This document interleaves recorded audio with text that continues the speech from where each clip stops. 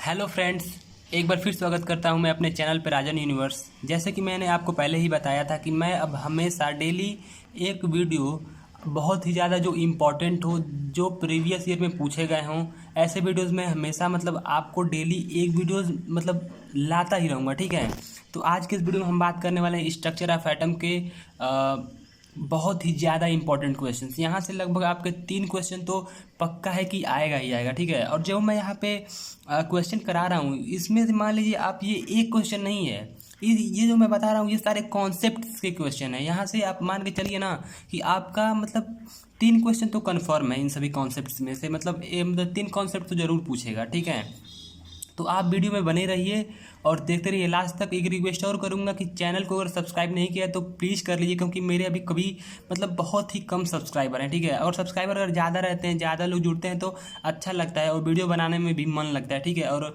हम वीडियो काफ़ी अच्छे तरीके से बनाते हैं और अच्छे तरीके से शूटिंग करके बनाते हैं। ठीक है, तो आप जो चैनल को जरूर सब्सक्राइब करें, ये आपसे मेरा स्पेशल रिक्वेस्ट है प्लीज़। ठीक है, तो आइए वीडियो को शुरू करते हैं इसी के साथ और समझते हैं। ठीक है, तो पहला क्वेश्चन यहाँ पे दिया हुआ है कि the minimum number of electron in first orbit and second orbit. ठीक है, तो ये क्वेश्चन काफ़ी ज़्यादा इजी है, लेकिन ऐसा क्वेश्चन जो है ना कि डीडीयू यूनिवर्सिटी में पूछता है। ठीक है, इसलिए मैं ऐसा क्वेश्चन ला रहा हूँ। ये जो है जितने भी क्वेश्चन हैं वो डीडीयू यूनिवर्सिटी के पॉइंट ऑफ व्यू से क्वेश्चन है, और कुछ क्वेश्चन ऐसे भी हैं जो आपको बीएचयू में भी पूछे जाएंगे, यानी कि बनारस हिंदू यूनिवर्सिटी। ठीक है, तो पहला क्वेश्चन यहाँ पे आपको पता ही होगा, पहले ऑर्बिट में जो है कि 2 इलेक्ट्रॉन्स होते हैं और दूसरे ऑर्बिट में 8 इलेक्ट्रॉन। तो इसका जो ऑप्शन होगा वो बी ऑप्शन होगा। ठीक है, तो आइए देखते हैं सेकंड क्वेश्चन। ठीक है, second question is one of the most important question.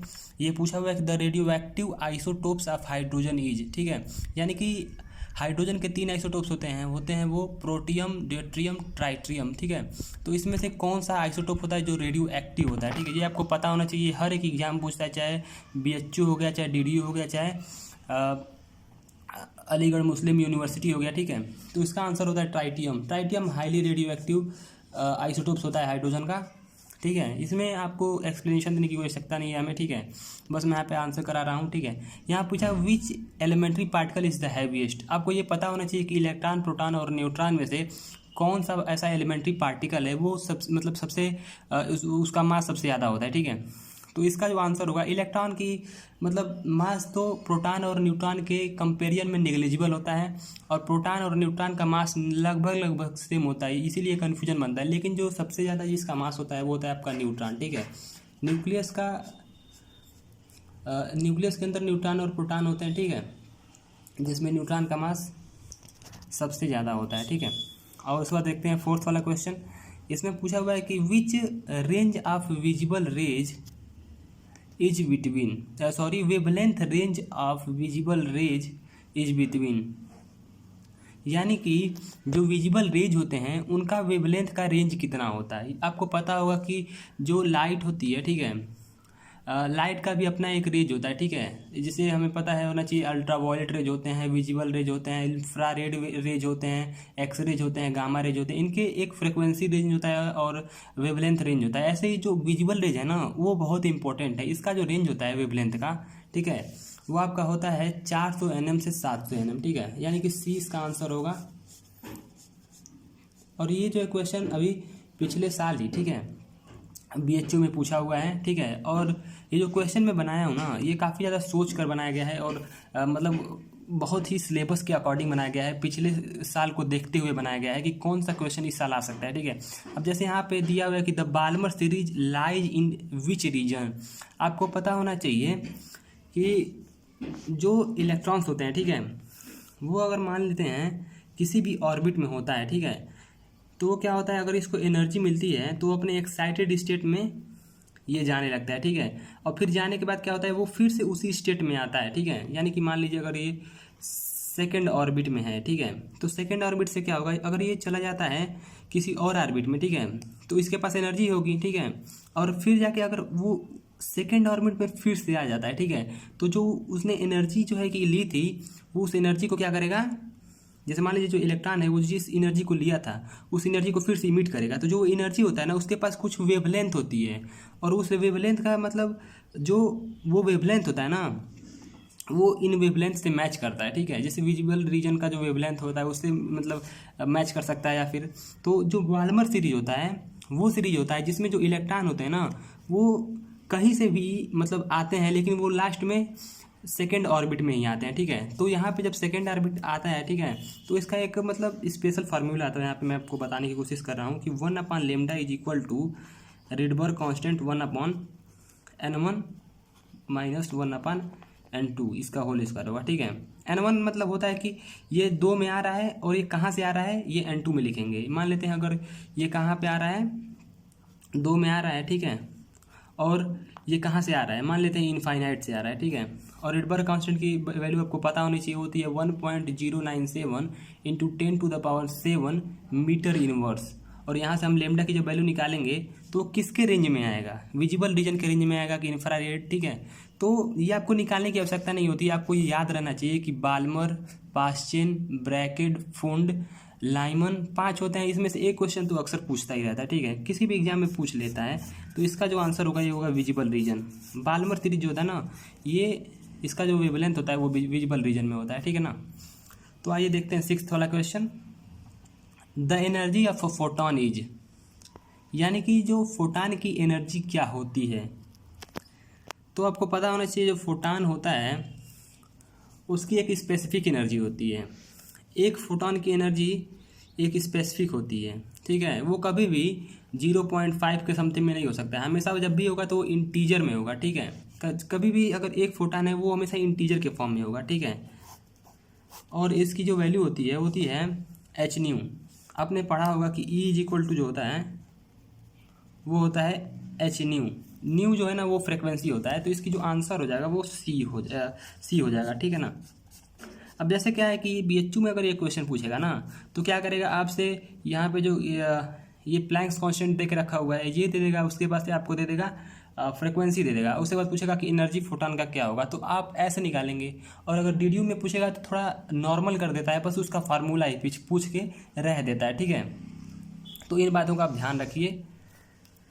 और बात करें अगर प्लैंक्स कांस्टेंट की वैल्यू कितनी होती है, तो आपको पता होना चाहिए कि प्लैंक कांस्टेंट की जो वैल्यू होती है वो होती है 6.6 इंटू 10⁻⁻30 आई थिंक 36 होता है, ठीक है, जूल पर सेकेंड होता है, ठीक है। इसको आप देख लीजिएगा क्योंकि मुझे कंफर्म नहीं है।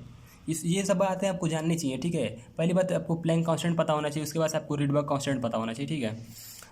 उसके बाद ये आपका 7th क्वेश्चन है, ये है कि wavelength of Broglie equation wavelength of de Broglie equation is, यानी कि जो डी ब्रोगली में जो वेवलेंथ होता है उसका इक्वेशन क्या होता है। तो ये आपको पता होना चाहिए कि H/P होता है।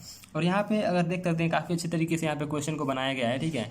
और यहाँ पे ऑल ऑफ दीज होगा, क्योंकि बात यह है ना कि भैया कि lambda is equal to H/√2 E के जो है यहाँ पे काइनेटिक एनर्जी होता है। मान लेते हैं अगर कोई बॉडी है जिसकी काइनेटिक एनर्जी इतनी रफ्तार से है, ठीक है, और उसका जो मास है वो इतना है, तो हम उसका वेवलेंथ काफ़ी इजीली निकाल सकते हैं इस फार्मूले से। उसी प्रकार से अगर कोई चार्ज है उसके लिए ये उसका जो वेवलेंथ ऐसे निकाल सकते हैं। तो इसका जो आंसर होगा वो ऑल ऑफ दीज होगा, ठीक है। यहाँ पे Q जो है ना वो चार्ज है, M जो है कि मास ऑफ चार्ज है, V जो है यहाँ पे उसका पोटेंशियल है चार्ज का, ठीक है। तो ये सब चीज़ों को आप ध्यान रखिए, ठीक है, इससे आपको बहुत ज़्यादा बेनिफिट होगा, ठीक है। उसके बाद आते हैं आप 8th क्वेश्चन में आते हैं, ठीक है। तो इसका 8th क्वेश्चन पूछ रहा है हाइजेनबर्ग्स अनसर्टेनिटी रिलेशन इज, यानी कि हाइजेनबर्ग का अनसर्टेनिटी रिलेशन क्या होता है। तो यह तो आपको याद होना चाहिए। अनसर्टेनिटी रिलेशन में ये बताते हैं ना कि अगर कोई भी पार्टिकल है वो साइमल्टेनियसली मैंने एक साथ में उसका एग्जैक्ट पोजीशन और मोमेंटम नहीं बता सकते हैं, यही अनसर्टेनिटी प्रिंसिपल बताता है, ठीक है। यानी कि एक समय पे किसी भी पार्टिकल का मतलब पोजीशन और उसी समय मोमेंटम नहीं बता सकते हैं एक साथ, ठीक है, उसमें अनसर्टेनिटी आ जाती है। और उसकी वैल्यू जो होती है ना वो होती है Δx.Δp is greater than or equal to H/4π होती है, ठीक है। यहाँ पे ग्रेटर देन होगा, ठीक है। फंसाने के लिए आपसे पूछ सकते हैं, मतलब ऑप्शन में दे देगा Δx.Δp इज स्मॉलर देन, ठीक है, लेकिन हमेशा ग्रेटर देन आप समझिए, ठीक है। उसके बाद आते हैं quantum number for 1s2। Ninth question आप देख रहे होंगे। नाइन्थ क्वेश्चन दिया है the quantum number for 1s2। यहाँ पे जनरली क्वांटम नंबर से एक क्वेश्चन इस प्रकार से जरूर पूछ देगा, आप ये गारंटी लेके रख लीजिए, ठीक है, कि एक क्वेश्चन क्वांटम नंबर पूछा, जैसे पूछेगा कि 1s2 का क्वांटम नंबर क्या होगा, 2d5 का क्वांटम नंबर क्या होगा, ठीक है, ऐसे करके पूछ देगा, ठीक है। तो यहाँ पे जो है कि क्वांटम नंबर चार क्वांटिटी से मिलकर बनता है, वो होता है principal quantum number, azimuthal quantum number, magnetic quantum number, spin quantum number, ठीक है। तो उसकी वैल्यू कैसे निर्धारित करते हैं, यहाँ पे जो 1 है ना, यही n की वैल्यू होती है, ठीक है। और यहाँ पे जो s होता है ना, मैं आपको बता दूँ हर एक चीज़ें अच्छे तरीके से, ठीक है, कि s के लिए जो l की वैल्यू होती है वो 0 होती है, ठीक है। और p ऑर्बिटल के लिए, ठीक है, अगर यहाँ पे p दिया होता है, p ऑर्बिटल के लिए l की जो वैल्यू होती है वो होती है 1, और d के लिए जो l की वैल्यू होती है वो होती है आपकी 2, और f के लिए 3 होती है, ठीक है। तो यहाँ पे s दिया हुआ है तो l की वैल्यू 0 हो जाएगी, ठीक है। उसके बाद से m की वैल्यू कैसे निर्धारित करते हैं, तो उसके लिए हम अगर ऑर्बिटल ड्रा करें तो 1s1 में क्या हो जाएगा, पहला इलेक्ट्रॉन, 1s2 दूसरा इलेक्ट्रॉन, यानी कि यहाँ पे क्या हो रहा है कि यहाँ पे जो s के लिए जो m की वैल्यू होती है वो 0 होती है, और p के लिए जो होता है वो m की वैल्यू क्या होती है, -1, 0, +1, और इसी प्रकार से -2, +1, -1, 0, +1, उसके बाद से +2, ठीक है, उस प्रकार से होती है, ठीक है। तो इसमें अगर बात करें कि आपकी क्या वैल्यू होगी, ठीक है, तो m की वैल्यू तो 0 हो जाएगी s ऑर्बिटल के लिए, ठीक है, तो m भी 0 हो गया। और स्पिन कैसे पता करते हैं, क्योंकि आपको पता होगा ये जो है कि क्लॉकवाइज है, ये एंटी क्लॉकवाइज है, ठीक है। तो एंटी क्लॉकवाइज के लिए जो s की वैल्यू -1/2 लेते हैं, और क्लॉकवाइज के लिए +1/2 लेते हैं, ठीक है। तो इस बात का ध्यान रखिएगा, ठीक है। तो इसका जो आंसर हो जाएगा वो ए हो जाएगा। क्वांटम नंबर पे मैंने पहले भी वीडियो बना के रखा हुआ है, ठीक है, तो आप उसे भी जाके देख सकते हैं। तो आइए 10th क्वेश्चन को देख लेते हैं। 10th क्वेश्चन में पूछ रहा है the shape of s and p orbital respectively is, यानी कि s ऑर्बिटल और p ऑर्बिटल का शेप कैसा होता है। तो ये आपको पता होना चाहिए, s ऑर्बिटल जो होता है ना स्फेरिकल शेप में होता है, और p ऑर्बिटल डम्बल शेप में होता है, ठीक है। तो इन सब बातों को आप ध्यान रखेंगे ना, तो आपसे कोई भी क्वेश्चन यहाँ पे मिस नहीं होगा। यहाँ पे जो क्वेश्चन बनाया गया है काफ़ी सोच के बनाया गया है। अगर बात करें यहाँ पे क्वांटम नंबर की, थोड़ा अच्छे से बात कर लेते हैं, क्योंकि क्वांटम नंबर पे हर साल क्वेश्चन आता है। जैसे मान लेते हैं अगर ऐसा कर दिया कि आप ज़रा बता दो भैया कि 3d5 का जो है कि क्वांटम नंबर क्या होगा, तो इसका क्या करेंगे हम, पहली बात ये करेंगे, ठीक है, इसका बनाएंगे ऑर्बिटल 5, मतलब बनता है 1 2 3 4, एंड देन ये हो गया आपका 5। अब इसमें क्या करेंगे, मतलब इलेक्ट्रॉन को पुट करेंगे 1 2 3 4 5, ठीक है। यहाँ पे क्या होता है, डी ऑर्बिटल के क्या होता है, -2, -1, 0, +1, +2, यानी कि जो 5वां नंबर का इलेक्ट्रॉन है वो इसमें आ रहा है। तो m की वैल्यू तो हो जाएगी आपकी +2, n की वैल्यू जो आपकी हो जाएगी वो हो जाएगी 3, s की वैल्यू जो l की जो वैल्यू होगी, ठीक है, वो डी ऑर्बिटल की क्या होती है, 2 होती है, ठीक है। और अगर बात करें s की, तो s जो होगा अपना यहाँ पे +1/2 हो जाएगा, ठीक है। जरूरी नहीं है कि +1, जैसे हम लोग इसको कन्वेंशन के लिए मानते हैं कि जो स्पिन होता है +1/2, जनरली ये जो है कि ना कि ऑप्शन में s दिया नहीं रहता, इसलिए कन्फ्यूज नहीं होना, ठीक है।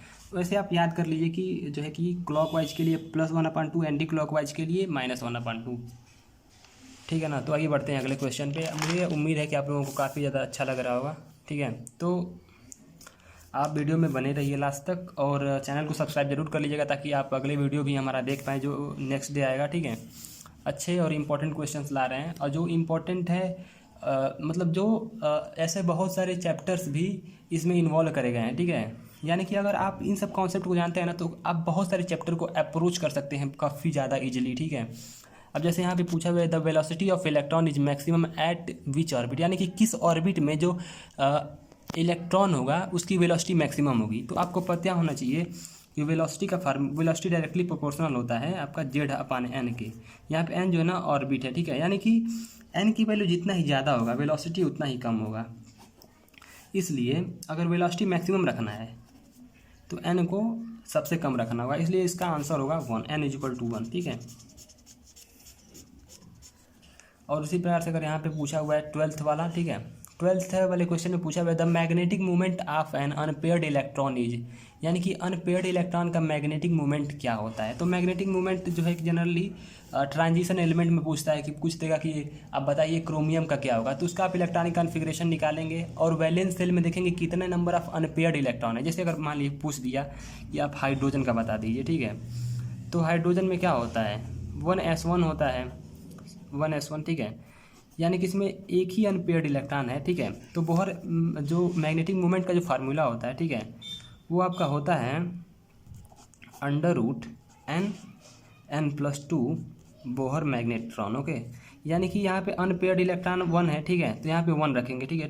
2 अनपेयर्ड इलेक्ट्रॉन, जैसे मान लीजिए अगर p ऑर्बिटल होता है और आपका ये ऐसे होता है, ठीक है, तो यहाँ पे 2 लेते हैं n की वैल्यू, यहाँ पे लेकिन 1 है अनपेयर्ड इलेक्ट्रॉन्स, ठीक है, यानी कि जो पेयर में नहीं है, ठीक है, तो 1 है तो यहाँ पे 1 रखेंगे, तो क्या हो जाएगा 1+2, यहाँ पे हो जाएगा आपका √3 बोहर मैग्नेट्रॉन। तो यहाँ पे जनरली वही तो है, यहाँ पे भी 1 अनपेयर्ड है और मैंने यहाँ पे हाइड्रोजन ना देकर यहाँ पे पूछ दिया है कि आप बताइए अनपेयर्ड इलेक्ट्रॉन 1 है, उसका बोहर मतलब मैग्नेटिक मोमेंट क्या होगा, तो उसका भी तो √3 ही ना होगा। तो मतलब मुझे उम्मीद है आप लोगों को काफ़ी ज़्यादा मज़ा आ रहा होगा जिस प्रकार से मैं कॉन्सेप्ट को बताने की कोशिश कर रहा हूँ, ठीक है।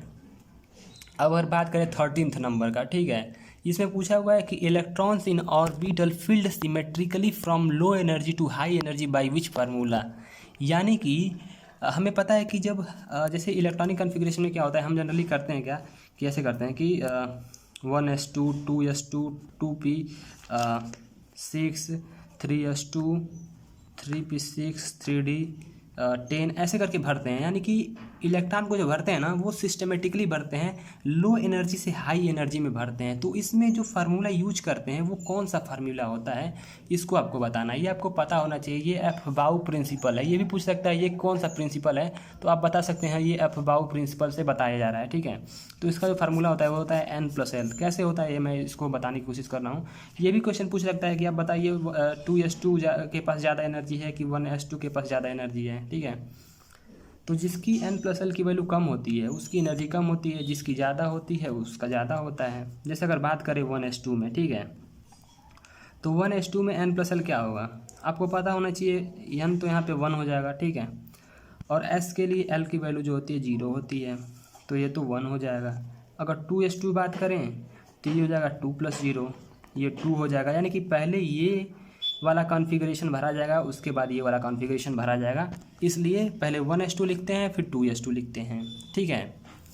तो आप इन बातों को ध्यान रखिए, आपका हर एक क्वेश्चन हो जाएगा, ठीक है। ये अफबाउ प्रिंसिपल था। उसके बाद आते हैं 14th क्वेश्चन में। 14th क्वेश्चन में पूछा हुआ है कि in Bohr atomic model angular momentum is equal to. आपको पता होना चाहिए बोहर ने अपना एटॉमिक मॉडल जो दिया था उसमें बताया था कि जो हमारा जब कोई भी इलेक्ट्रॉन किसी ऑर्बिट में घूमता है, ठीक है, तो उसका जो एंगुलर मोमेंटम होता है mvr वो आपका बराबर होता है nh/2π, ठीक है। तो इसका जो आंसर होगा वो होगा ए, ठीक है। तो आइए 15 वाला क्वेश्चन भी देख लेते हैं। इसमें पूछा है radius of first orbit of hydrogen atom, यानी कि हाइड्रोजन एटम का जो फर्स्ट ऑर्बिट होता है उसका रेडियस क्या होता है। तो आपको पता होना चाहिए जो हाइड्रोजन मतलब रिलेटेड एटम्स होते हैं वो कौन कौन से होते हैं, आपको ये पता होना जिसके अंदर सिर्फ एक ही इलेक्ट्रॉन हो, ठीक है, वही आपका क्या होता है हाइड्रोजन रिलेटेड एटम होता है, ठीक है। जैसे आप ये भी कह सकते हैं पहले हाइड्रोजन के पास एक इलेक्ट्रॉन्स होता है, ठीक है, 1s1 होता है। उसके बाद आप कह सकते हैं हीलियम पे +1, उसके बाद कह सकते हैं कि लिथियम, ठीक है, +2, बेरिलियम आपको पता होना चाहिए कि जो बेरिलियम होता है उस पर कह सकते हैं +3। तो इनके पास क्या है एक ही इलेक्ट्रॉन है। तो ऐसे एटम के लिए जो ऐसे मतलब स्पेसीज हैं या फिर कह सकते हैं ऐसे एटम के लिए बोहर का जो है कि रेडियस का जो लॉ है ना वो लग जाता है। और बोहर ने ऐसे ही एटम के लिए अपना पूरा की पूरा फार्मूला बताया था, जितने भी मतलब पोस्टुलेट दिए थे, थियरम दिए थे, सब इन्हीं एटम्स के लिए थे। आपने अगर ऐसा बोल दिया कि आप बता दो भैया कि फास्फोरस का क्या हो जाएगा रेडियस, तो आप एक्यूरेटली नहीं बता सकते, आप सिर्फ इन्हीं का रेडियस बता सकते हो, ठीक है। इन बात का ध्यान रखिए। ये क्वेश्चन जो है ना एक बार बीएचयू में पूछ चुका है कि आप बताइए कि इसमें से कौन सा जो है वो एप्लीकेबल नहीं है Bohr atomic model, Bohr atomic radius के लिए, मतलब कौन सा एप्लीकेबल नहीं है। तो उसने बहुत सारे एटॉमिक नंबर को दिया था, ठीक है, जिसमें से उसने इसको दिया था, इसको दिया था, इसको दिया था, और उसके साथ इसने पुट कर दिया था सिलिकॉन को, तो सिलिकॉन इनकरेक्ट हो जाएगा, ठीक है, यानी कि सिलिकॉन एप्लीकेबल नहीं है। तो अगर इस क्वेश्चन की बात करें कि इस क्वेश्चन का आंसर क्या होगा, तो आपको पता होना चाहिए, ठीक है।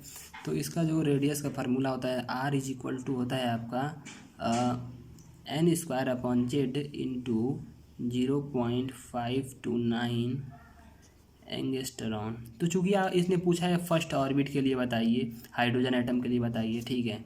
तो हम क्या करेंगे, नीचे बढ़ेंगे हल्का सा, ठीक है, और आपको पता है कि फर्स्ट ऑर्बिट यानी कि 1 यहाँ पे पुट करेंगे, ठीक है, और एटॉमिक नंबर जो होता है वो भी 1 ही होता है, ठीक है, और यहाँ पे पुट करेंगे 0.529 एंगस्ट्रॉन।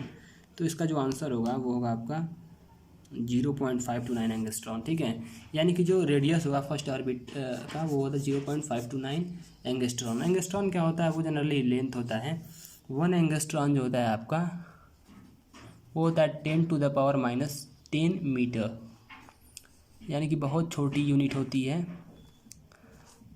ठीक है ना। तो इन सब चीज़ों को भी आप जानिए, 1 angstrom equal to 10⁻⁻10 metre, okay. ये सब क्वेश्चन जो इजी क्वेश्चंस, बहुत ज़्यादा इजी नहीं है लेकिन तब भी मीडियम के क्वेश्चन है, इंटरमीडिएट क्वेश्चन है, ठीक है। तो ऐसे क्वेश्चन वीडियो में पूछे जाते हैं। तो मिलते हैं अगले वीडियो में अब, और फिर से एक बार रिक्वेस्ट करता हूँ कि चैनल को ज़रूर सब्सक्राइब कर लीजिए, क्योंकि इससे हमें क्या होता है कि मोटिवेशन मिलता है और हम और अच्छे तरीके से वीडियो बनाने के लिए प्रेरित होते हैं। तो प्लीज़ वीडियो को मतलब शेयर करिए और सब्सक्राइब करना ना भूलिए, वहाँ पे रेड कलर का बटन होगा, उसको क्लिक करिए। तो चलिए ठीक है, मिलते हैं अगले वीडियो में। Thank you very much, bye bye.